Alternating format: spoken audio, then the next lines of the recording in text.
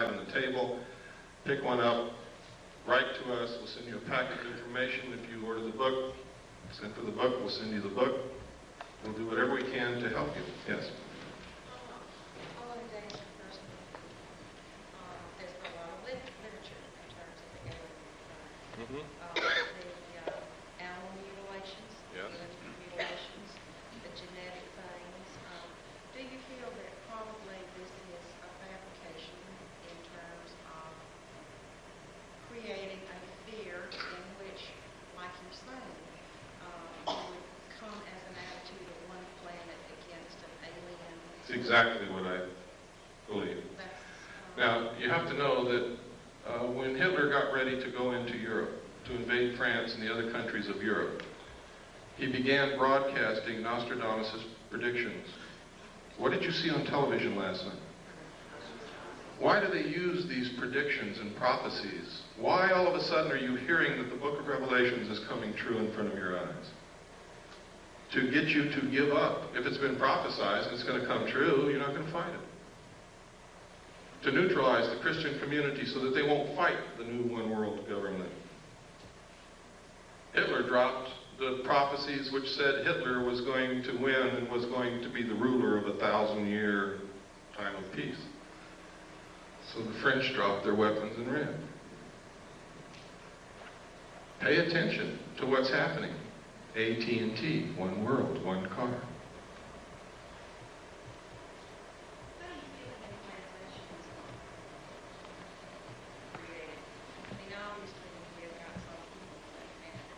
Ma'am, I really don't have the answer to that question. The abductees say that it's alien extraterrestrial beings. You start doing research and you find out that the intelligence community has done so much work into mind control and implantation and being able to control individual human beings with this technology that you begin to wonder if it's really aliens or if it's really us. And then you look in the UFO community, you find out most of these people are connected directly to the intelligence community, are active agents that have been caught or have confessed. And you have to wonder what in the hell's going on. Which one? Pardon? Which one on this? I can tell you that Richard Doty is, John Lear is, Bob Lazar is. You've seen evidence that Bud Hopkins is. I can tell you Whitley Strieber is, because there's no other place he could have gotten the information that he wrote in his book, Majestic, except from the same top secret documents that I saw, only he's never been in a position with a clearance to see them. He's an author. I could go on and on. Yes, sir. What about personal property? If this new world order will go like you suggest, what about personal property, like land, home? Private property will be abolished. You will use what the state gives you. Remember I said totalitarian socialist state. In a socialist government, everything belongs to the state. Will there be any places in the world that will have that kind of situation?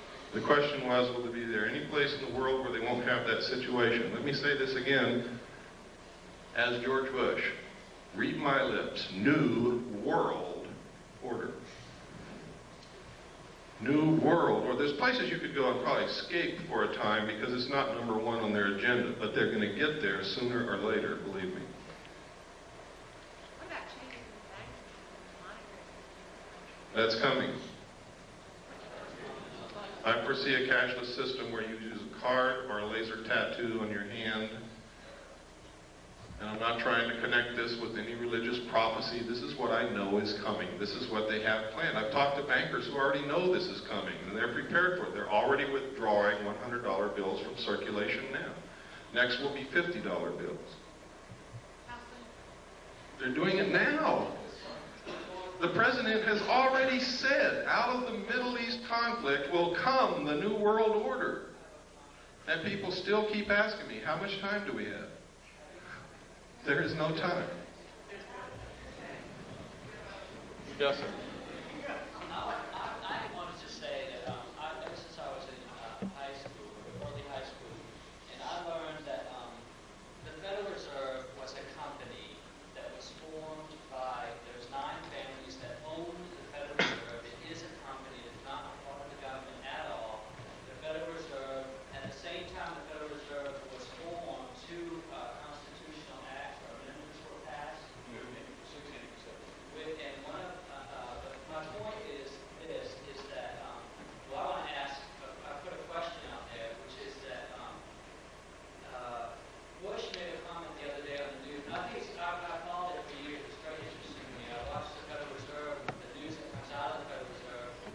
understand, I'm not trying to rush you, but could you get to the point because we're running out of time? Okay, I have 2 points. One point is that Bush made a comment that this war will not create any trouble for the banking industry, which leads me to tell that as soon as the war is over is when they're going to call the notes due and we'll go to a cashless system with a card. And my comment about that is that I don't see how people are going to, when you go to somebody and say, okay, give me your money and here's your card, this is where you are today, you're negative $500 or you're plus 2,000, whatever. The people are so attached to their monetary value in life that I find it really difficult to see American people to battle that. In other words, that in lieu of, oh, give me the card, let me be able to sell my future and give me this card, and it's okay if I can't have a card right now. You know what I mean? It's like, I see the money thing as being another piece of the picture of going towards a totalitarian type government because you're taking the money, your money is not yours. And A cashless system literally is slavery, and I'll tell you how that works. First, as it stands now, the money in your pocket is not your money. And you're going to go to the bank one day and they're going to say, I'm sorry, we're not taking this anymore. It's not yours. It belongs to the Federal Reserve. And you'll see that on the note.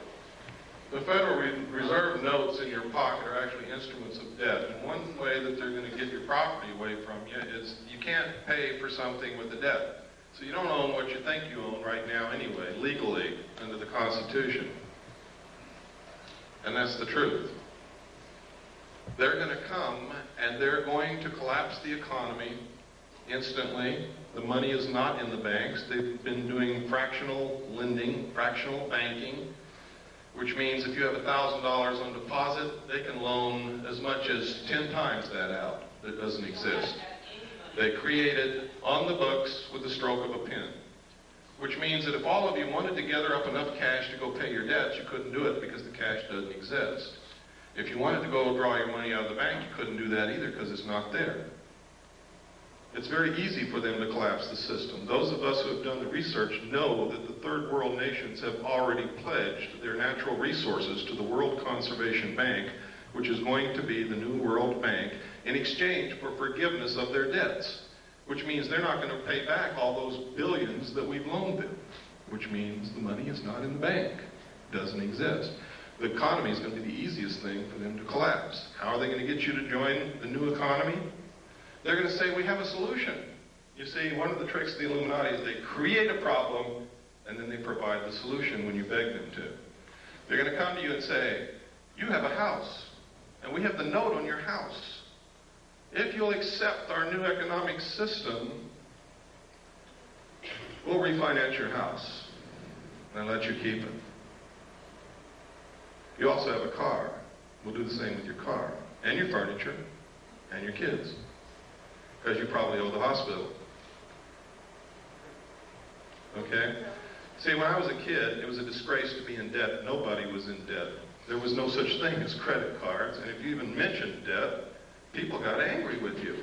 Now, in just my lifetime, and I'm 47 years old, they've changed all that to where everybody is in debt, and it's accepted, and if you're not in debt, you can't get a hotel room, because if you don't have a credit card, they won't let you in. And that's the truth, and that's how they're going to do it. And you're going to say, well, I want to keep my house, I want to keep my car, and I want to keep my kids, so I'll join. And they say, fine. For every dollar you used to have, we're going to give you 10 cents, and we'll start all over.